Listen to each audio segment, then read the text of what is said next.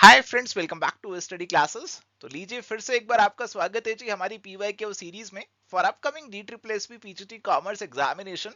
और आज इस सीरीज में कुछ और नए सवाल होंगे जिनको डिस्कस करेंगे। ये आपके प्रीवियस ईयर के सवाल हैं जो पहले DSSP पीजीटी कॉमर्स में पूछे जा चुके हैं और आपको इस एग्जामिनेशन के लिए सॉल्व करना बेहद जरूरी है।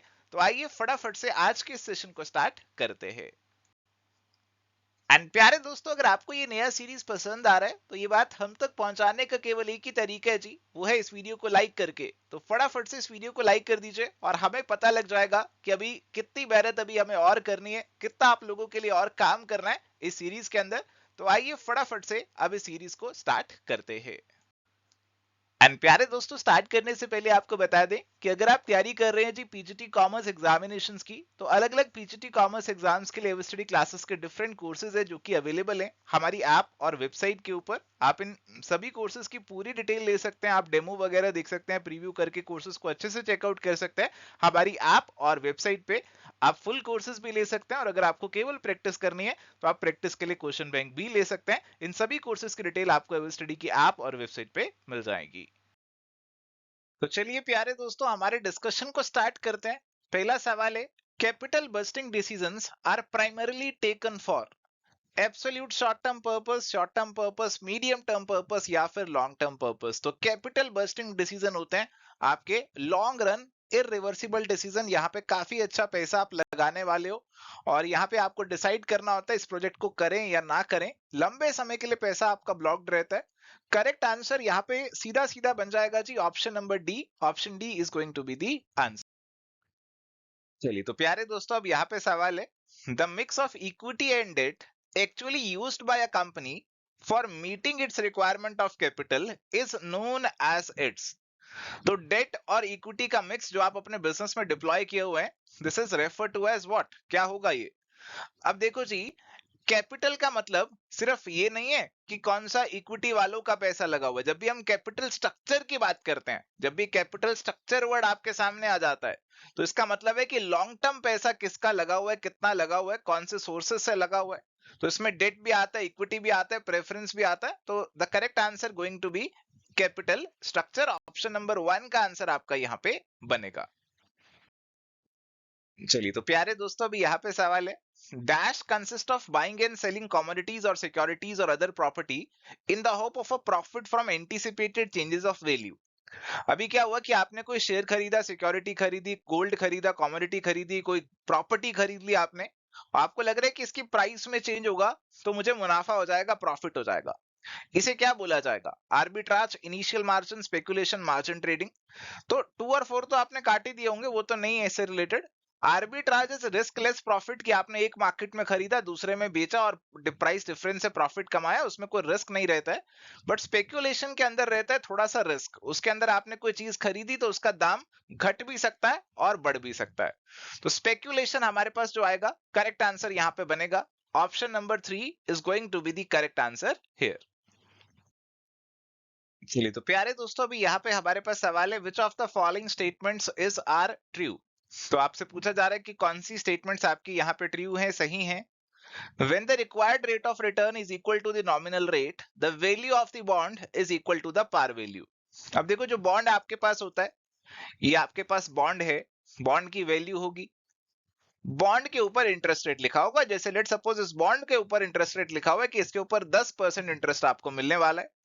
और अगर कोई इन्वेस्टर है, ये बंदा है, इसका रिक्वायर्ड रेट ऑफ रिटर्न भी 10% का ही है, तो क्या ये बॉन्ड को 100 रुपए में खरीदने को तैयार होगा? बिल्कुल तैयार होगा जी, कोई दिक्कत वाली बात नहीं है। अगर रिक्वायर्ड रिटर्न आपके बॉन्ड के जो नॉमिनल रेट है, ये आपका नॉमिनल रेट है, इसके बराबर है, तो बॉन्ड अपनी पार वैल्यू पे बिक जाएगा, कोई दिक्कत नहीं है। ए वाली स्टेटमेंट तो सही है। If the required rate of return is greater than the nominal rate, अगर आपका required rate of return, ये जो इन्वेस्टर है, लेट सपोज इनका रिटर्न हो जाए 12%, ये बॉन्ड आपको 10% दे रहा है, तो क्या ये इस बॉन्ड को 100 रुपए में खरीदने को तैयार होंगे? नहीं होंगे। अगर इनको कहा जाए आपको खरीदना है तो आप कितने पैसे दोगे, तो क्या ये 100 से ज्यादा दे देंगे? नहीं देंगे। ये कहेंगे मैं तो 100 से कम ही दूंगा, क्योंकि ये मेरे को कम इंटरेस्ट दे रहा है और मेरी रिक्वायरमेंट ज्यादा की है, मार्केट में मुझे और ज्यादा अवेलेबल हो सकता है। तो इसीलिए ऐसे केस में आपका जो बॉन्ड बिकेगा it will be going to sell at below its par value, the value of the bond is going to be not more but less than the par value, तो बी वाला तो गलत हो गया। सी वाला देखते हैं, when the required rate of return is less, investor की रिक्वायर्ड रेट ऑफ रिटर्न 8% ही है और ये बॉन्ड आपको 10% दे रहा है, तो ये आपको जरूरत से ज्यादा दे रहे हैं, तो फिर इन्वेस्टर इसके 100 रुपए से भी ज्यादा देने की के लिए राजी हो सकता है, तो value of the bond is going to be more, but यहाँ पे लिख रहे हैं value of the bond is less than its par value, तो ये वाला भी गलत है, तो only A is correct, option number 1 आपका आंसर यहाँ पे बन जाएगा। चलिए अगला सवाल हमारे पास है, which inventory system focuses on right material of right time at right place and in the exact amount, तो कौन सा इन्वेंट्री सिस्टम इस चीज पे फोकस करता है कि आपको जो मटेरियल चाहिए सही समय पे सही जगह पे मिल जाए, तो this is clearly your just in time inventory system, JIT inventory system, कि जब जरूरत है तब इन्वेंट्री मिल जाए, आप ज्यादा पैसा इन्वेंट्री में ब्लॉक करने वाले नहीं हो। ये जो आपका सिस्टम है प्यारे दोस्तों, आपकी इन्वेंट्री की कॉस्ट काफी ज्यादा कम करवा देता है, जस्ट इन टाइम आप इन्वेंट्री पे प्रोक्योर करते हैं, उस पर ज्यादा स्टोरेज वगैरह पे खर्चा नहीं करते, तो करेक्ट आंसर आपके पास ऑप्शन नंबर 4 का यहाँ पे बनेगा। चलिए तो प्यारे दोस्तों अब यहाँ पे सवाल है, dash on the pre shipment finance is given to seller by the buyer to enable the beneficiary to draw an advance against payment, तो प्यारे दोस्तों यहाँ पे आपसे लेटर ऑफ क्रेडिट को लेकर सवाल पूछा जा रहा है कि कौन सा लेटर ऑफ क्रेडिट इस टाइप का होता है कि यहाँ पे आपका जो सेलर है उसको कुछ एडवांस मिल जाएगा।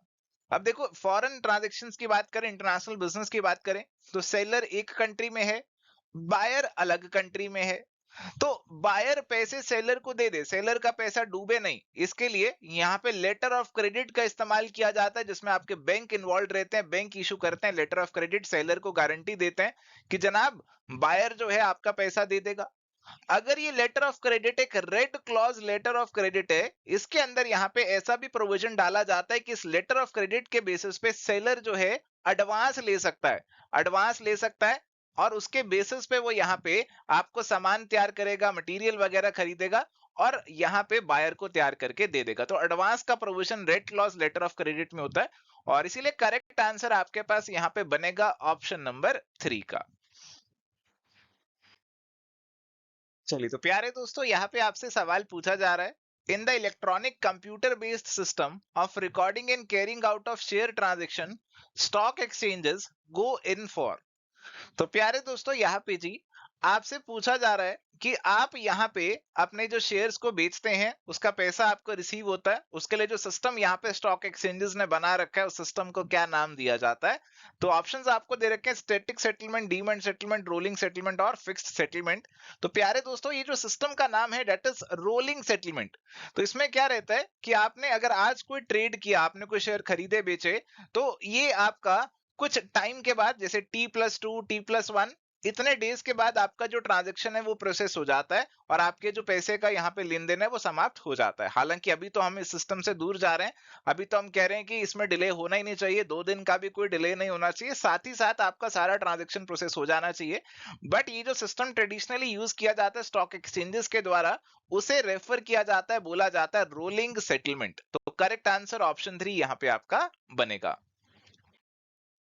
चलिए तो प्यारे दोस्तों अब यहाँ पे हमारे पास सवाल है, which of the following is not a feature of money market, participants in money market are commercial banks, non banking financial companies etcetera, it is related to short term funds, money market is regulated by SEBI, money market deals in securities like treasury bill, commercial paper, trade bill, deposit certificate etc, तो money market प्यारे दोस्तों आप जानते हैं आपकी short term वाली market होती है, और ये शॉर्ट टर्म वाली मार्केट में आपके ऐसे ही कुछ इंस्ट्रूमेंट्स की ट्रेडिंग की जाती है, बड़े बड़े जो आपके फाइनेंशियल इंस्टीट्यूशंस है, बैंक्स हैं, वो इसमें पार्टिसिपेट करते हैं, और इसको रेगुलेट करता है आपका आरबीआई ना कि सेबी, और इसीलिए ऑप्शन नंबर 3 हमारा गलत हो जाता है और ये हमारा आंसर यहाँ पे बन जाएगा।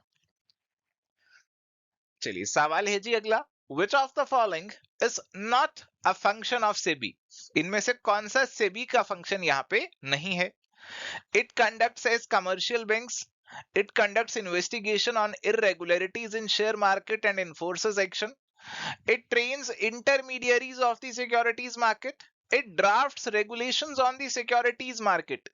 तो प्यारे दोस्तों, सेबी का इनमें से कौन सा फंक्शन, कौन सा काम नहीं है, ये आपसे पूछा जा रहा है। तो सेबी सिक्योरिटी मार्केट से जुड़ी हुई इन्वेस्टिगेशन करेगा, इंटरमीडियरी को ट्रेनिंग देगा, रेगुलेशंस बनाएगा, बट कमर्शियल बैंक नहीं है सेबी, और इसीलिए करेक्ट आंसर यहाँ पे आपका ऑप्शन नंबर 1 का बन जाएगा। अगला सवाल काफी सीधा सवाल है। In double entry system accounting equation कौन सी होती है? इस सवाल में तो किसी को कोई दिक्कत नहीं आनी चाहिए, आसानी से। आई थिंक आपने अभी तक तो आंसर पहचान ही लिया होगा। Capital plus liabilities is equal to assets. Answer is going to be option number 4। चलिए अगला सवाल है। State which job computer does not do for its users in accounting. तो कौन सा काम कंप्यूटर नहीं करेगा, कौन सा काम आपको खुद ही करना पड़ेगा, कंप्यूटर कोई मदद नहीं करेगा उस काम में। Maintaining personal diary of the users, preparation of trial balance, PNL, balance sheet, payroll analysis, stock valuation. अब देखो, जो आपकी पर्सनल डायरी है उसमें आप अपनी पर्सनल बातें लिखेंगे, वो कंप्यूटर आपके लिए कैसे कर देगा? आपकी पर्सनल बातें कंप्यूटर को कैसे पता होंगी? ये तो आप ही को पता होंगी। तो इसीलिए करेक्ट आंसर हमारे पास बनेगा जी ऑप्शन नंबर 1 का। चलिए तो प्यारे दोस्तों, यहाँ पे हमारे सामने सवाल है। The bill which requires the drawee to make payment immediately on presentation. तो आपको बिल को प्रेजेंट किया गया, दिखाया गया, आपकी नजरों के सामने, आपकी साइट के सामने लाया गया, और उसकी पेमेंट आपको इमीडिएटली करनी पड़ रही है। इस बिल को क्या बोलेंगे? आपके आंसर फटाफट से आ जाने चाहिए। हमारा जो करेक्ट आंसर यहाँ पे बनेगा, बिल्कुल सही आपने पहचाना, उसे साइट बिल यहाँ पे बोला जाएगा, कि जैसी साइट के सामने आएगा वैसे ही उसकी पेमेंट आपको यहाँ पे करनी पड़ेगी। चलिए जी, तो प्यारे दोस्तों, अब हमारे पास सवाल है। X purchased goods worth rupees 15,000 from Y in cash and made payment through his bank account. बहुत बढ़िया। Accountant wrongly recorded it in the sales book treating as a credit sale। अरे बाप रे बाप, इसने तो बिल्कुल ही उल्टा कर दिया। At the time of rectification, what will be the entries in the following accounts? तो रेक्टिफिकेशन के टाइम पे क्या एंट्रीज आप करने वाले हैं? तो जनाब, हुआ क्या था कि एक्स ने सामान खरीदा था, वाई से पेमेंट बैंक अकाउंट से हुई, तो एंट्री होनी चाहिए थी purchase debit to bank account. ये एंट्री होनी चाहिए थी, 15,000 का अमाउंट रहेगा। और हमारे जो अकाउंटेंट साहब हैं, पता नहीं कहां खोए हुए थे ख्यालों में किसी के, उन्होंने एंट्री क्या कर डाली, सेल्स बुक में डाल दिया एज अ क्रेडिट सेल। तो क्रेडिट सेल किया उन्होंने, वाई को डेबिट कर दिया और सेल को क्रेडिट कर दिया 15,000 से। ठीक है जी। तो अभी क्या करना पड़ेगा, हमें डेबिट किसको करना पड़ेगा? एक तो परचेज को डेबिट करना पड़ेगा, और सेल्स क्योंकि गलत क्रेडिट हो चुका है उसे डेबिट करके इसका इफेक्ट खत्म करना पड़ेगा। परचेज और सेल को डेबिट करेंगे, और ऐसे ही बैंक और वाई को क्रेडिट करेंगे। तो प्यारे दोस्तों, परचेज और सेल इसे डेबिट किया जाएगा, और वाई के अकाउंट को और बैंक के अकाउंट को क्रेडिट किया जाएगा 15,000 से। 1, 3, 4 और 6। Answer is going to be option number 4। Option 4 हमारा आंसर यहाँ पे बनेगा। चलिए अगला सवाल, फिर से कुछ गड़बड़ी है इस सवाल में। X purchased goods worth rupees 5,000 from Y on credit. The accountant wrongly recorded in the sales book at the time of rectification the account of y।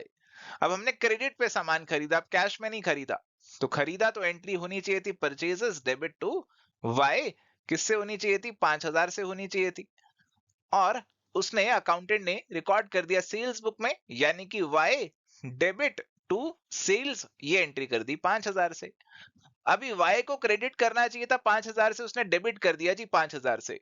तो अगर हमें वाई के अकाउंट में 5,000 क्रेडिट का इफेक्ट लेकर आना है, तो एक तो ये 5,000 खत्म करने के लिए क्रेडिट करना पड़ेगा, और एक ये इफेक्ट लाने के लिए, उसे क्रेडिटर दिखाने के लिए क्रेडिट करना पड़ेगा। यानी कि अगर हम रेक्टिफिकेशन एंट्री जो पास करेंगे उसमें परचेज को डेबिट करेंगे, सेल्स को डेबिट करेंगे 5,000 से, और वाई के अकाउंट को क्रेडिट करेंगे जी 10,000 से।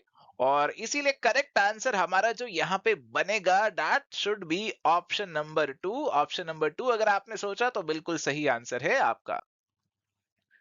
सवाल है जी अगला, which of the following types of accounts is are generally balanced. तो देखो जी, कौन से अकाउंट को बैलेंस करते हो? देखो सीधा मतलब ये है कि कौन से अकाउंट का बैलेंस बैलेंस शीट में जाता है ना? कौन से अकाउंट उसी साल में खत्म हो जाते हैं और कौन से आगे कैरी फॉरवर्ड होते हैं, बैलेंस शीट में जाते हैं। तो आप सभी जानते हैं कि 3 तरीके के अकाउंट हैं, पर्सनल, रियल, नॉमिनल। जो नॉमिनल अकाउंट है वो पी एंड एल में चले जाते हैं, उसी साल में खत्म हो जाते हैं। बट जो पर्सनल अकाउंट है, लोगों के अकाउंट है, जो रियल अकाउंट है, एसेट्स और लायबिलिटीज के खाते हैं, वो आप आगे कैरी फॉरवर्ड करते हैं। तो यहाँ पे दे आर जनरली बैलेंस्ड, इनका बैलेंस आगे कैरी फॉरवर्ड किया जाता है। तो 1 और 2 दोनों को बैलेंस करोगे, करेक्ट आंसर आपके पास यहाँ पे ऑप्शन नंबर 2 का बनेगा।